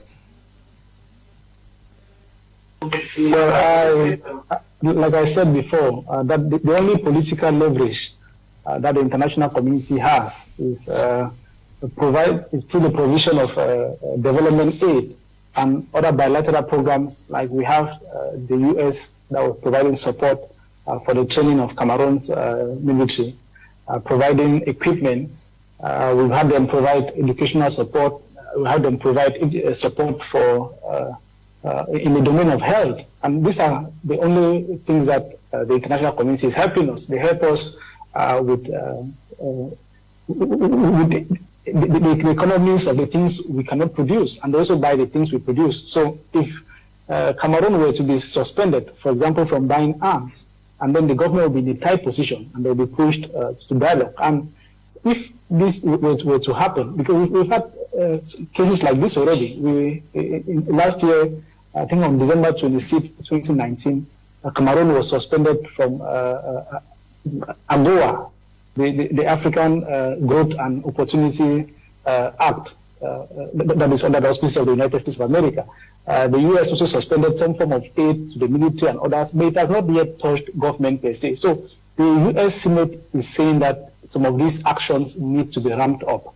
France has to do same, China has to do same, Turkey and every other country that has relations with Cameroon has to ensure that if they cannot go through soft diplomacy, then at some point they can engage hard diplomacy to ensure that government takes peace to its people. You have to remember that the crisis is an internal crisis. It is true that the effects are being felt beyond Cameroon, but Cameroon still enjoys her sovereignty. So you don't expect the U.S. to take up guns and enter into Cameroon to bring peace. You don't expect the international community to come with guns and say they want to bring peace in Cameroon. It is the government of Cameroon that has the yam and the knife.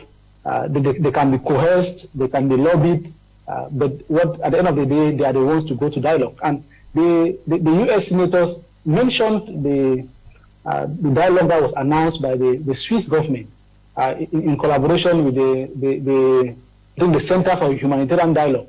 There was some form of dialogue that was announced, and government apparently is said to have shown interest in the dialogue on the one hand, and another portion of government seems to be against the Swiss dialogue, and they have their own form of negotiations they were doing locally. So this government has shown that it is not also united. I mean, aside the head of state who gives policy and others, it has shown that his government. It is said that, according to Jeune Afrique, there's a bloc at the presidency that is not interested in the Swiss dialogue, while the prime minister also has intentions. They have in the interest of seeing that the dialogue pulls through so that peace can come back to the northwest and southwest region. So there's infighting within government as to the path to take towards engaging an inclusive dialogue like the U.S. senators are proposing,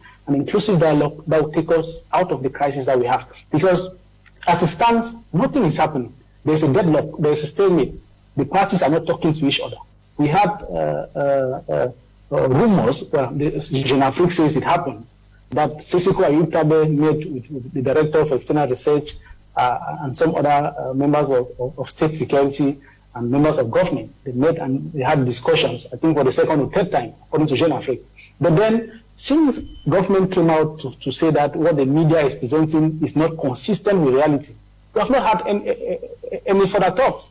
There are some people within the ranks of the Ambazonian government who said that Seseko Ayutabe and others, they have no mandate to represent Ambazonia in any talks. Since Seseko Ayutabe and the Manchos and others, they sat quiet. We have not had even those in the diaspora who were against the local talks in negotiations in Yaoundé. They have not had anything engaged in the diaspora. So it means that the economic gains, the spoils of the war on both sides has overshadowed, has clouded the minds of those who are supposed to bring us to dialogue table, such that the only thing they see is the money they're making, is the gains that they're making, either through mission allowances, either through fundraisings online and every other thing, either through their appointments, because there is the fear that when this crisis ends, when this crisis is solved, and we return to peace, there will be the creation of a new elite. New ministers will be appointed. Probably there will be concessions that you, from those who are in the Bazonia movement, you take this ministry, you take this, and the elite also are apprehensive. The elite from the northwest and southwest region, they are careful. They say, okay, at this point we are the ones in charge, we are the ones calling the shots. If this crisis were to end today, there will be need for compensation. People who are on the other side, like we've seen people in the opposition who are now in government today, there is a fear that those people abroad may enter. So okay. I think both sides of the divide are not interested in having a solution to this crisis because of the gains that they are making currently, and also of the fear of losing what they are presently gaining. Okay, Apostle Ambe, many persons are asking the question whether it is enough to come up with resolutions, which is not the first or not the second from a country out of Cameroon. They are asking what is the essence of these consistent and frequent condemnations and resolutions. Like I said earlier, international community does not jump into people's country anyhow, because every country enjoys a certain level of sovereignty. Okay. It's when you can no longer handle issues, the international law will come into play.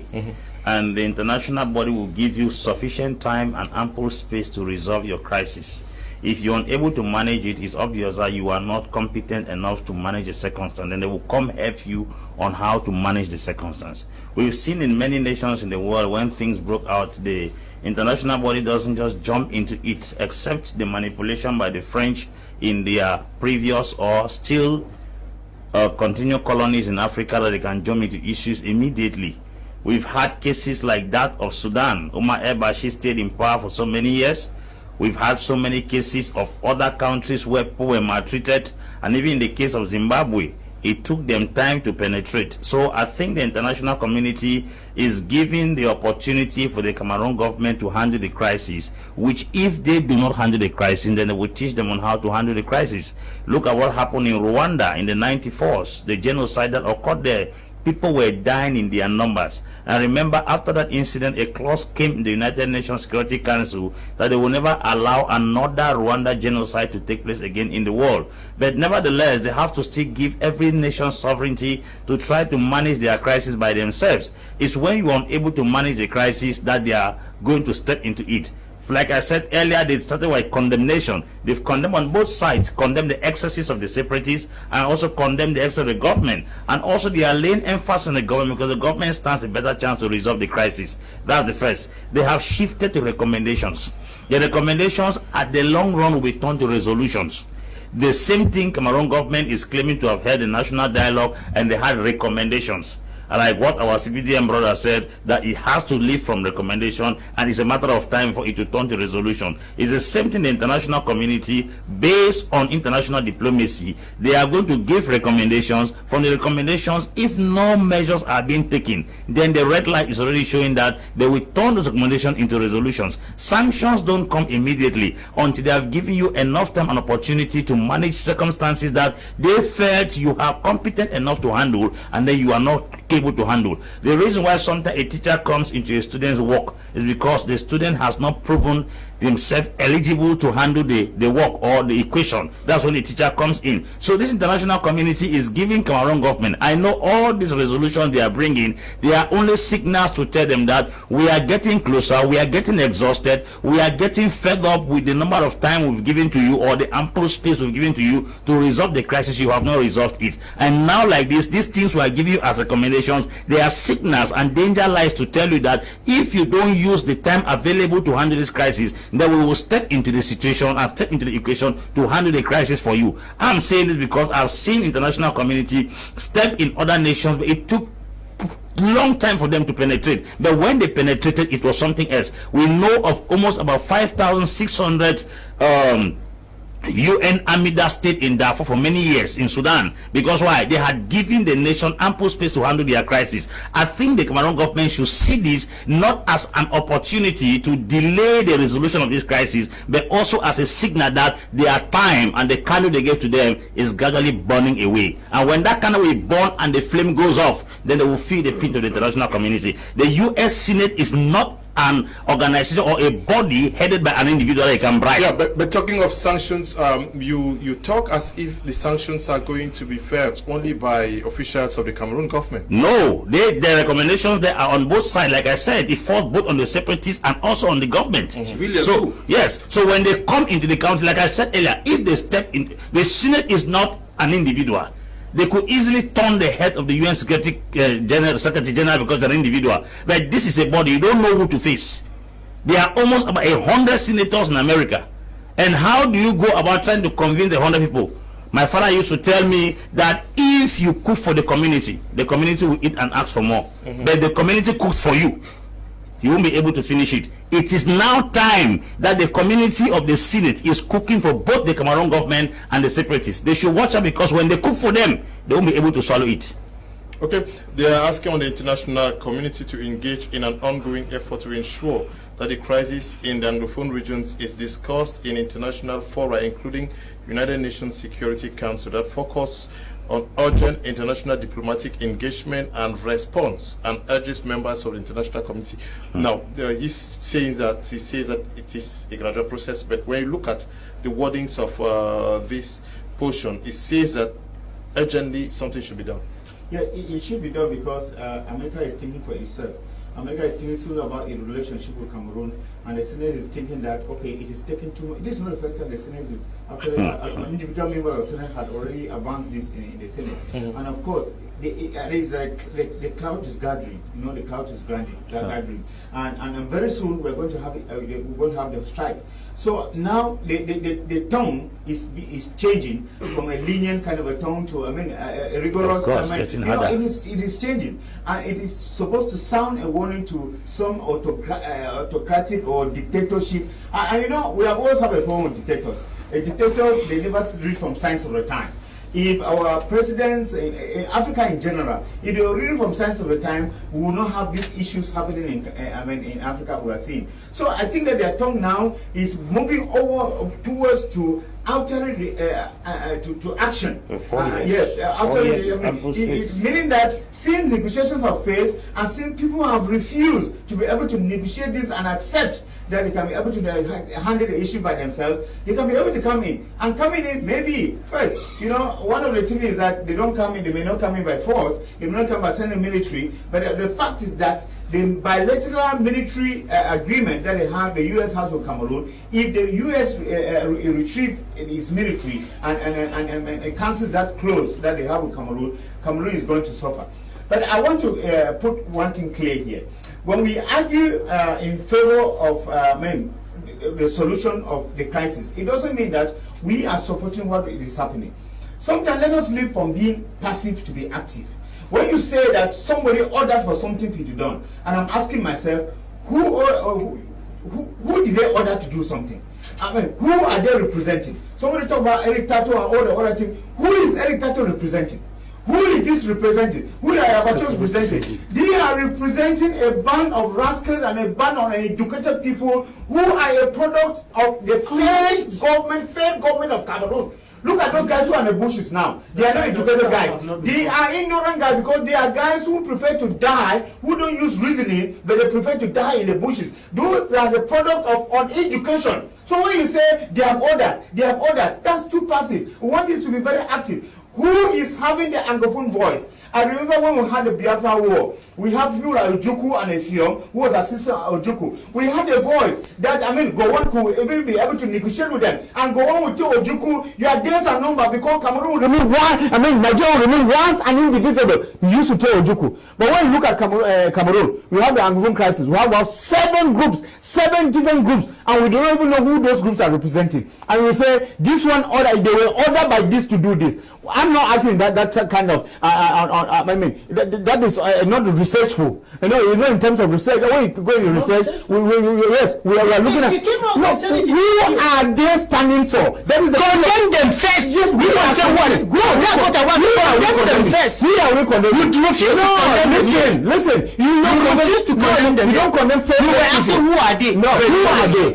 No, listen. You don't talk about they have been asked to do something. Who are those who are doing something? I really want to see the faces of those who are doing that. Those are bands of rascals, bands of educated people, bands of, people who, young guys who know what they are doing. So the issue is, I think we should be realistic. When we are arguing about this thing, let us come to terms and know exactly what we are talking about. Okay. In the very brief moment is that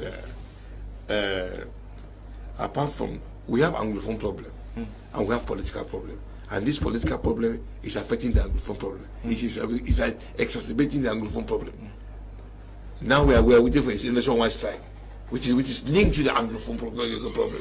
So that's it's a fair government. All right, condemn that government. You see, when the Senate came, when the Senate of America, a country we respect so much, come out to talk, it's a good thing, we respect them. But they claim they love peace. Why have they never summoned all these guys in their country to talk with them officially? They have not done that. They have not done that. And sir, please, the regional election that is coming has nothing to do with the Anglophone crisis. Let somebody don't take his political agenda, think that he wants to use it. Because he that wants to use the Anglophone crisis, we know his own problem. His own problem is because there is a country that wants the president to renew all the contracts that they want. I will not renew it. If they like, they look for any person to come and be their president to sign the contract. We, the youth, will not accept it. So we know his agenda. He ran away from election to go and do lobbying there, and he thinks he will be president to renew those contracts that the president have refused to renew them. So that one is not even related. Those are CPDM. Those are CPDM propaganda. It's not even related. Those are CPDM empty propaganda. Those are empty propaganda. Who is the one controlling that country is not controlling. So let us just forget about the propaganda. Yes. Okay. Mr. Suleiman, what should be the way forward after this resolution? All of us here will agree that dialogue, discussion to reach an amicable compromise is the way out, is the way forward to resolve this Anglophone crisis. But that is the wish of everybody. But the circumstances on the ground is not heading towards that direction. Only God, everything will live in the hands of God. Okay, everything we leave it in the hands of God. Atatilarus, do you think we leave everything in the hands of God, or we keep pressing and pushing?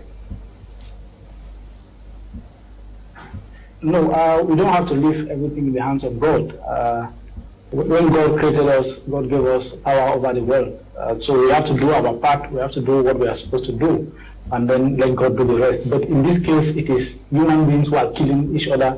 It is human beings who are taking up guns. God did not give them guns to heal themselves. So they have to come to reason and see that this is not the way to go. We cannot be hiding in the bushes and taking up guns to destroy the same country that gave us the life we had. When somebody said these people are illiterate, we begin to wonder if some people like Eric Tato, Magbareta and others, they do not have the same education we had. If they chose to take the path they have taken, then it is their cup of tea. But then there is need for us to come to reason. It is time to come to reason. The grievances have been presented. They have been, I think they have been loud enough.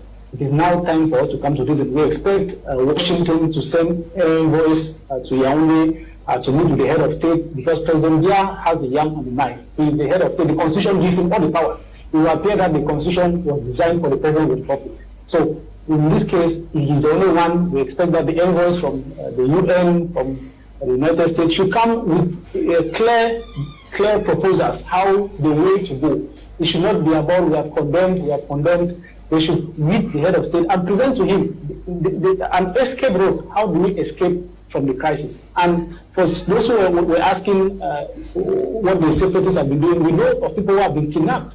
We know of the likes of Giona Mata Marcel, of Batibo. We know the former regional director of social affairs in the Northwest who was kidnapped, Aaron and Mbom, who was kidnapped, and nobody has known what happened to them. And these are crimes. These are crimes. You don't kidnap people and kill them, because if they claim to be respecting Geneva Conventions. Then the Geneva Convention says that even a soldier who is not in combat gear, for example, if you see a soldier drinking in a bar and you kidnap him and go and kill, that's a crime. It's a war crime.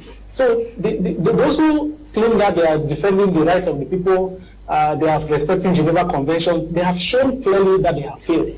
Because by kidnapping civilians, by arresting, kidnapping soldiers who are not in battle, and you kill them, those are violations. And the international community seems to be giving a blind eye. And if we have agreed to forgive, the forgiveness should be general. Everybody should show good faith. Government should show good faith.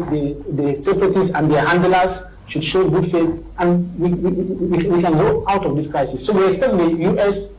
Senate to get to the executive of the United States and ensure that the executive takes the proposals to Yaoundé and have discussions with President Biya. If it is being alleged that President Biya does not have the true picture, that nobody needs him to give him the true picture, then the U.S., the French ambassador, who is very well known to visit Unity Palace very often, they should be entrusted with the documents to present to President Biya, so that if after that he does not implement, then we will know that he is indeed the problem. Okay, Atia Tilaris, we are very happy that you were part of this edition of the program.